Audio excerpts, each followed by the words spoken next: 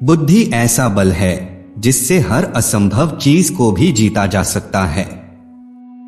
लेकिन बुद्धिमान कौन है और कैसे बना जा सकता है? बुद्धिमान, इसका सटीक अर्थ गौतम बुद्ध की इस कहानी में मिलता है। बुद्धिमान यह ऐसा शब्द है जिसे तारीफ और तंज दोनों की अंदाज में कहा जाता। यदि कोई काम बिगड़ जाता है तो उसे तंज कसते हुए कहा जाता है कि खुद को बुद्धिमान न समझो।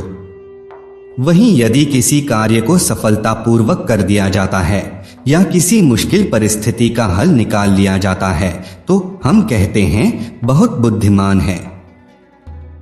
लेकिन प्रश्न यह है कि वास्तव में बुद्धिमान कौन है और कैसे बना जा सकता है बुद्धिमान?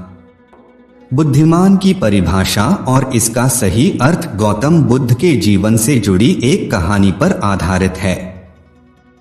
एक गांव में एक लड़का था जिसका दिमाग बहुत तेज था। उसकी यह खासियत थी कि वह किसी भी चीज को बहुत ही आसानी और कम समय में सीख लेता था, जबकि उसी चीज को सीखने और समझने के लिए अन्य लोगों को काफी समय लग जाता था। लड़के की यह ख्याति दूर दूर तक फैल गई।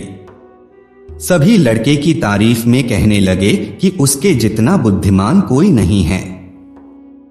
लड़का चित्रकारी, मूर्ति बनाना, गीत गाना जैसे अन्य कई चीजों को जानता था। अपनी प्रसिद्धि को बढ़ाने के लिए वह अन्य काम और चीजों को भी सीखने लगा। इस तरह से उसे अपनी बुद्धिमत्ता पर अहंकार हो गया, क्योंकि वह साधारण व्यक्ति होकर कई असाधारण काम भी आसानी से करने लगा था। एक दिन लड़के का सामना भगवान गौतम बुद्ध से हुआ। लड़के को खुद पर खूब अहंकार था और इस कारण उसे किसी से ईर्ष्या नहीं होती थी, क्योंकि वह खुद को ही श्रेष्ठ समझता था। लेकिन पहली बार उसे गौतम बुद्ध को देख ईर्ष्या हुई और वह अपनी तुलना बुद्ध के साथ करने लगता है। वह देखता है कि बुद्ध के पास भिक्षा मांगने के लिए एक कटोरा है और उसके पास अपार धन। बुद्ध ने साधारण वस्त्र धारण किए थे और उसके वस्त्र कीमती थे। बुद्ध नंगे पैर थे और वह नंगे पांव जमीन पर पैर भी नहीं रखता था। इस तरह से लड़का एक नहीं बल्कि कई चीजों से गौतम बुद्ध के साथ अपनी तुलना करने लगा। हर चीज से तुलना करने के बाद वह मन ही मन सोचता है कि आखिर मैं इस भिक्षु के साथ अपनी तुलना क्यों कर रहा हूं, जबकि इसका और मेरा जीवन बिल्कुल अलग है।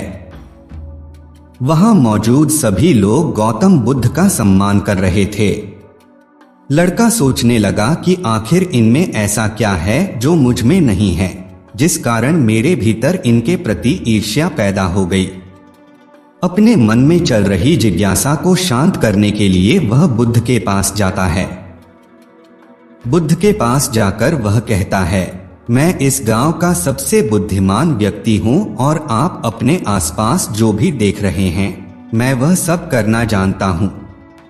मैं किसी भी कार्य को बहुत कम समय में सीख लेता हूं, इसलिए सभी लोग मेरा सम्मान करते हैं। लेकिन फिर भी आपको देख मेरे भीतर ईर्ष्या पैदा हो गई। इसलिए मैं जानना चाहता हूं कि आपकी उपलब्धि क्या है। सभी आपको इतना आदर सम्मान क्यों दे रहे हैं? लड़के के सवाल का जवाब देते हुए बुद्ध कहते हैं, मेरी कोई उपलब्धि नहीं है, लेकिन तुम कह सकते हो कि मेरी यही एक उपलब्धि है। बुद्ध लड़के से पूछते हैं, क्या तुम्हें निंदा अच्छी लगती है? लड़का कहता है कि भला किसे निंदा अच्छी लग सकती है?